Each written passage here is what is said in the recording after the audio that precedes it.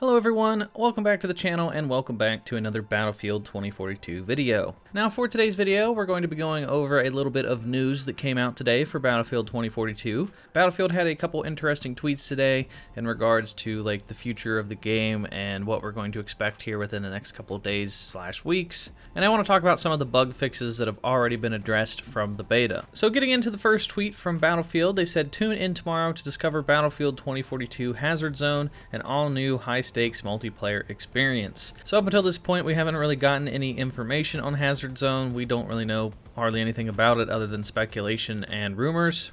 But tomorrow we will be getting our official trailer for that. So definitely be on your toes for that trailer dropping tomorrow. You can actually go on YouTube now and set in the lobby and wait for it to come out. So that should be exciting. We're not getting a campaign mode in Battlefield 2042. We're just getting, the main experience, portal mode, and Hazard Zone. And the developers have already come out and said that Hazard Zone is not a battle royale mode. So I'm assuming it's going to be like objective-based squad kind of combat. But we'll just have to find out more tomorrow. So I'm excited for that. And then the second thing they said today was in regards to the beta. They said during the Battlefield 2042 open beta, you fired 17 billion bullets, called in nearly 11 million Rangers, and jumped into almost 95,000 tornadoes. And with that tweet, they had this big stat page, which I want to go over and give my opinion on this. So these are all the different stats that came from the beta. 17 billion total bullets. That's a lot. Almost 11 million Rangers called in, which is surprising to me because the Rangers weren't very good, and you couldn't even control them and tell them what to do because that function wasn't even in the beta. So the Rangers just weren't very good.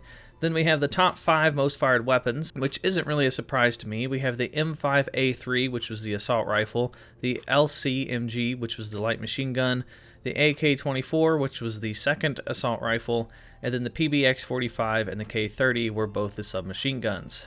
Which I find it interesting that, the shotgun isn't on the list, obviously, because it's such close range and that map is so big it wasn't really going to make the list.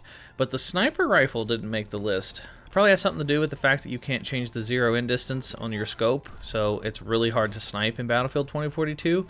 Then we have the top 5 most used equipments, the grapple hook, no surprise there. But then we have the recoilless M5, which I'm assuming they're just counting that pistol as equipment now instead of a weapon. We have the ammo crate, we have the S21 Cerete pistol, which is the medic pistol, and then we have the SG-36 sentry gun. And then for the vehicles, we have the Nightbird helicopter, the LATV-4, which was the Humvee vehicle. We have the EBAA Wildcat, which was the anti-air gun. We have the T-28 tank, and then we have the Condor. So not really too surprised at that list either. But going over to the gadget stats on the far right, this is what shocks me the most. I mean, you can see just how much of a difference these specialists are in comparison to one another, and just how much one gets used over the other. If you look at Webster McKay, he has 114.2 million grapple hooks fired versus, the medic only used 3.3 million times for the pistol shots. So 3.3 million times that weapon was fired versus 114 million times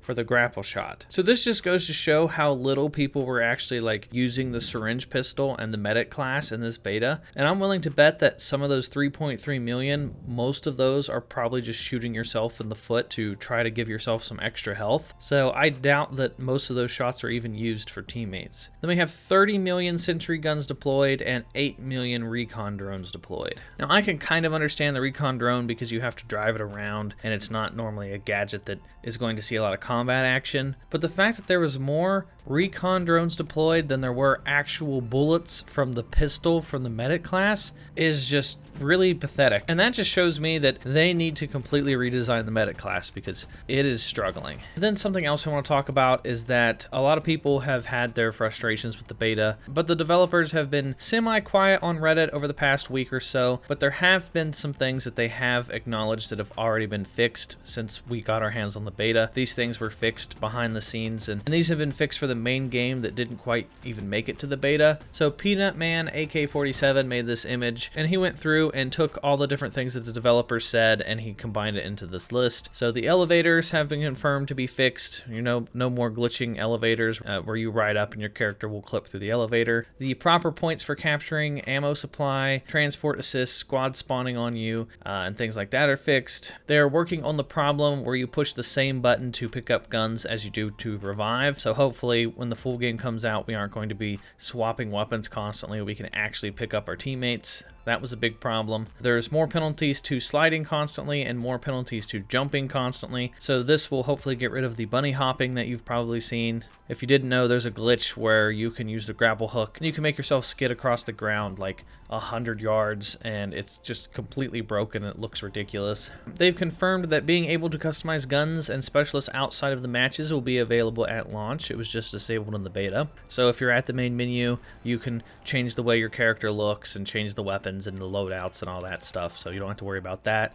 You don't have to change everything in game. Options UI bug is fixed. The FPS loss that some people were getting when you're using scopes is going to be fixed. And then they addressed the fact that people were complaining about laying on your back. They said that going prone on your back is gone because of visibility issues and abuse by campers. So if you played Battlefield 5, you know that you could lay on your back. But apparently they felt that animation didn't fit well with Battlefield 2042. It is something that a lot of campers would take advantage of. If somebody's laying on their back, it often made them look like they were playing dead. So if you're at a distance, you're at mid-range or long range, and you see a support class and he had an LMG out, he would have like pinpoint accuracy because he was laying down, but he was on his back and it made him look dead. And a lot of people didn't like that feature, so that's why they're getting rid of it. And then they've had a lot of complaints about some of the animations and stuff getting removed for Battlefield 2042. And they said that the movement animations were made with this game in mind, not Battlefield 5, as many didn't like. It's quicker to get in and out of vehicles due to no animations. They felt it was good for Battlefield 5 settings, but not for this. So in Battlefield 5, if you want to get into a vehicle, they have that animation that you go through, and it takes a couple seconds longer to get in and out of vehicles. So I guess they wanted this to be more like Battlefield 4, where you just instantly get into vehicles. There's no like screwing around with the animations, which I can understand. I like kind of both. Battlefield 5 felt more realistic because you had that animation of climbing in, but you could always get like shot as you were climbing into a vehicle, and it would be very frustrating. So I do like the fact that you can just get in and out of vehicles quicker this way without animation, so I'm not too concerned about that. I'm actually fine with that. And then apparently one of the developers said that they'd like to see the combat role come back, but it's something that's not currently planned. And the combat role is something you could do when you were jumping off a high platform, like a roof of a building or something. You could land and hit the ground and roll so that you wouldn't take as much fall damage. And then it's been brought to some of the devs' attention about sliding and the field of view changing when you slide, and they're working on getting that fixed as well. And that is just some of the things that they've talked about in the Reddit and on Twitter. I'm sure there's going to be a lot more information coming out here within the next couple days, because the final tweet that Battlefield had for the day is that they said, next week, be on the lookout for post-beta recap blog. We'll be covering what we learned, your feedback, and more. So next week, they're going to be going over what the community has told them. Hopefully this addresses a lot of people's concerns. I'm all for this. I want them to be as open with the community as possible. I want them to at least acknowledge the fact that people aren't happy with the specialist. I want to see what they're going to do with that. I want to see their opinions on different weapons and how big the map size is and all these concerns people have had. I want to see as much of that feedback talked about